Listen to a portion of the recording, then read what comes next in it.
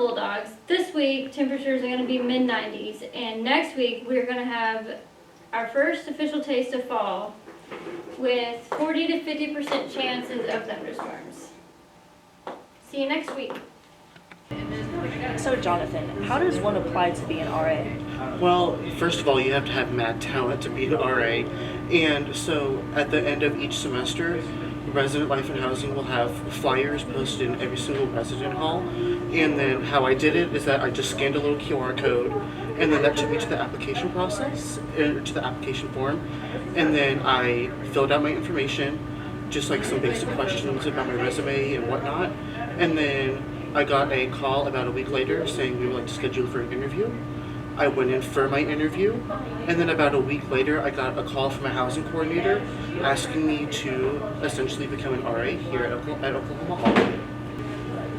What does the job entail? What do you do as an RA? Well, as an RA, I basically make sure that our residents here at the resident homes, that they are comfortable and that they are succeeding not only as a student but a resident here at SWASU. And you know, I also do little details such as giving out mail, and I hand out recreational items such as pool sticks or ping pong supplies as well. And yes, it's just a really fun job and I love it. What does your day-to-day look like as an RA? Well, I usually, wake up and get ready for the day, and I go to my classes, and then I usually sit at the desk for my scheduled time, depending on the day if I'm working there or not. My hours are very flexible considering that they actually do work with your schedule here, in resident life, so I'm very fortunate about that. But yeah, I just sit at the desk some days, and other days I'm just a normal student. What I like about being an RA is that I get to interact with different people on a day-to-day basis, and I get to meet really awesome residents, as well as putting on fantastic events such as our Sip and Paint Night here at Oklahoma Hall right now.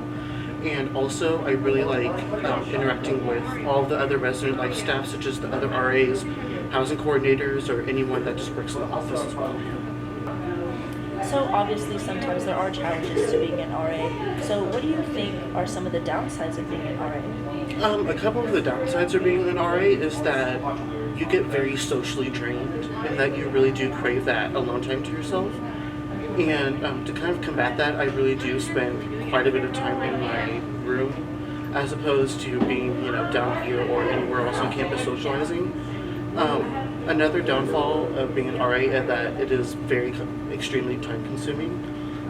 Your schedule is jam-packed with either, working at the desk, or, you're busy doing your class duties as well. And then, it's just very busy sometimes. And lastly, you did say that at the end of each semester that Res Life puts up flyers, that way students can apply. Since we are in October, when do you think that flyers will be going up for next semester to apply? I can predict that flyers could be going up anywhere from mid to late November, or maybe even early December. I don't really remember whenever they go up specifically, but keep looking around that time. And you do have to be a sophomore to apply to be an RA. You have to have 30 credit hours to be able to be part of resident life staff. All right, well, thank you so much, Jonathan, for sitting down and talking to me about how to be an RA. Well, thank you so much for having me, you guys. Thank you.